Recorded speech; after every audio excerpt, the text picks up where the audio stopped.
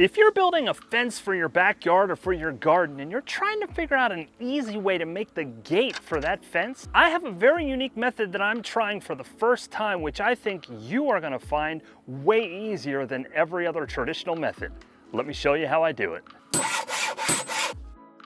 If one of your goals is to keep predators or animals out of your garden or away from your animals, you have to give consideration to how you're going to handle the bottom of the gate, because you do not want a gap where they can crawl under.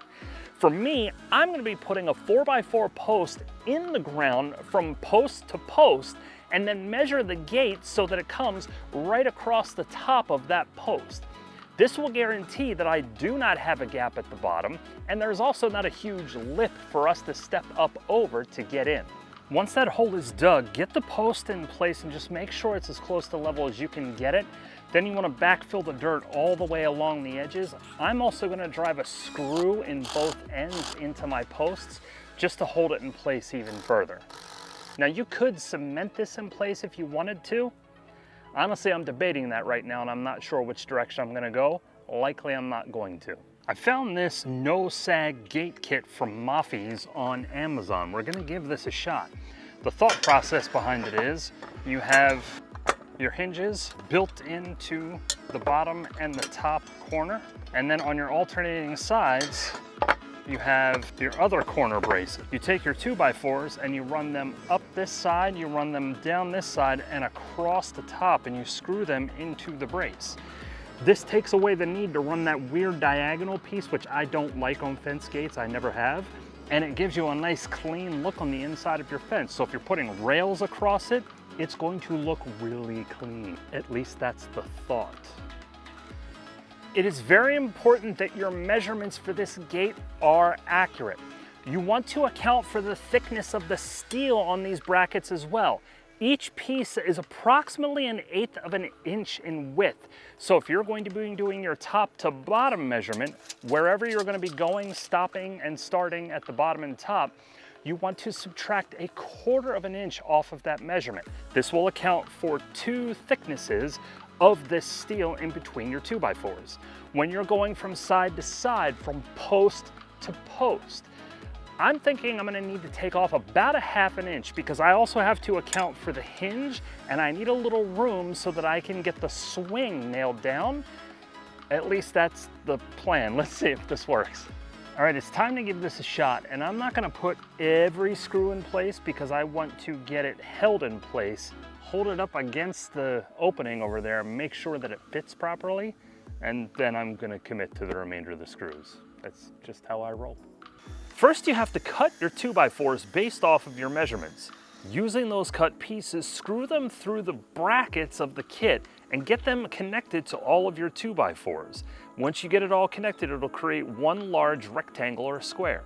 There's a reason why I made a t-shirt that says I don't read directions, I figure it out, because I didn't read the directions. The directions say that you're supposed to connect your horizontal pieces first, which makes a difference at the ends and how that connects into the boards. So I'll have to fix that later. But when you do this, just make sure you do the horizontals before you do the verticals on this. Once you have your gate done, now you can dry fit it in the gate hole. Place the gate in the opening of your fence to make sure that you have everything measured properly. The goal here is just to make sure that it's the proper size before you screw the brackets for the hinges into your posts. Now my hinge is in a place where I'm gonna need to actually trim a little bit out of my top rail board here so that it fits properly. That's not an issue on the bottom one. Once I do that, I'm gonna get this baby screwed in, finish all the remaining screws in the gate, and we'll be ready to rock and roll. In order to hold the gate in place so that you can screw it in, I'm just using these bar clamps to hold the brackets right up against the post. Once I got it to the spot where I wanted, I just put 2 screws in each, double checked the swing to make sure that it was doing exactly what I wanted, and then I finished by putting the remaining screws in. To hold the gate in place when it closes, I'm just gonna put a basic latching system on here, and then I've got a nice decorative handle that I'm gonna use to put on the front as well. I will put the latch on first, and then after the latch, I'm gonna put slats right across the front of the gate here so that it matches the slats that I have on the fence. That way it's a nice uniform look, and then I can put the handle on. When you install the latch, the biggest concern is making sure the bar on the gate hits the latching mechanism on the post in the right spot. I just eyeball this when I install it and test to confirm that it will latch properly. These latches are pretty easy and only require 4 screws for each piece. And that's how you put a gate latch in. When you're putting the slats on the gate, for me, the biggest thing is just to have them line up with the other slats. You just want it to look as straight as possible. Now that the gate is in place, the last thing that we have to do is stain it, which I will not be doing because I hate anything that has to do with painting, so my wife will take care of that for me.